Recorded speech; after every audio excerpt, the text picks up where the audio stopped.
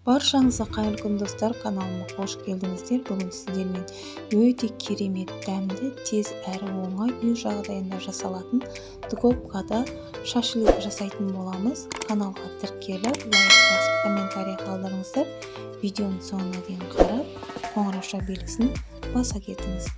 Алдын ала бізге керекті заттар: осындай ыдысымызға нанымызды турап алдым, яғни бір кесе суымызды құйып, шетірекке нанымыз жібігенше қоя тұрамыз. Енді бізге керекті заттар: қима керек болады, яғни фарш. Осылайша дәмдеуіштер араластырамыз. Шашлык приправасын араластырдым.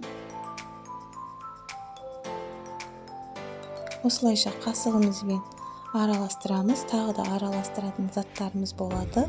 Алдын ала дайындап алған пиязымызды блендерден өткізетін боламын.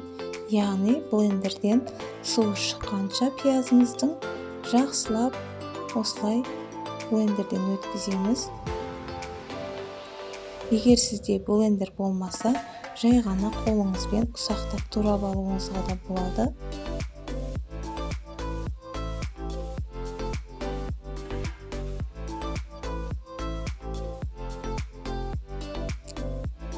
Жаңағы етімізге енді фаршымызға блендерден өткізіп алған пиязымызды да салатын боламыз.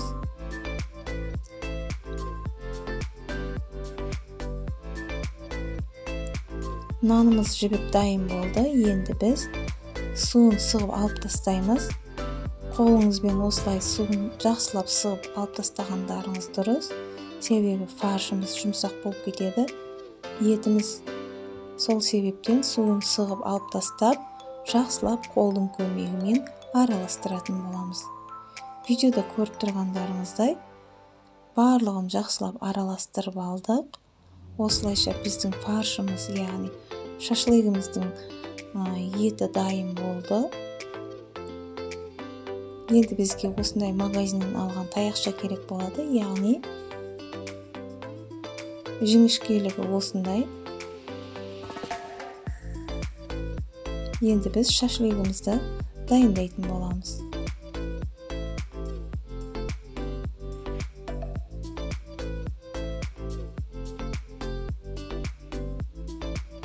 Осылай тақтайшаның көмегінен үстінде тұрып, осылай жасаймыз.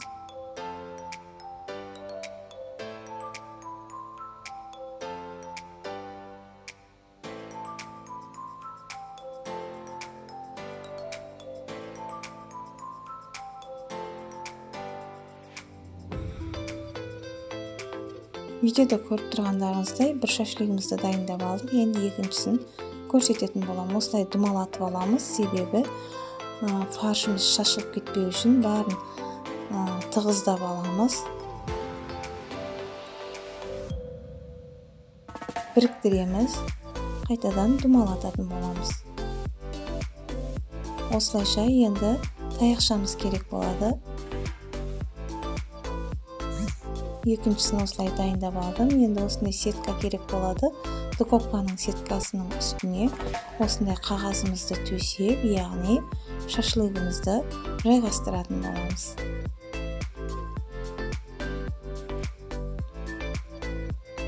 Осылайша біздің шашлыгымыз 20 минут, 30 минутта дайын болып пісіп шығады. Енді біз шашлыгымыздың бетіне бір пиязымызды турайтын боламыз.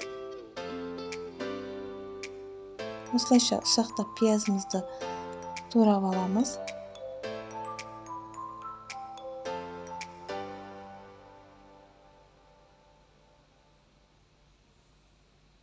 Укропымыз керек болады.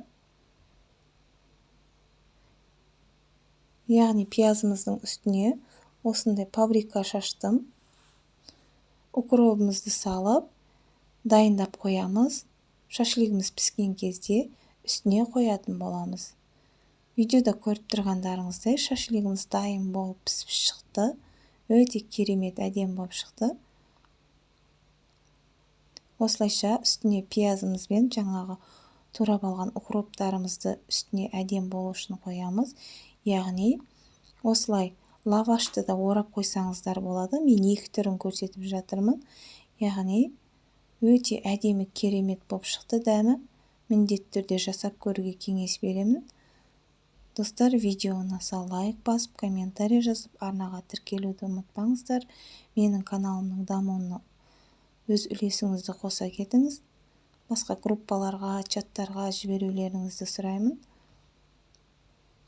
Міндетті түрде жасап көруге кеңес беремін. Келесі видеода көріскенше ас болсын.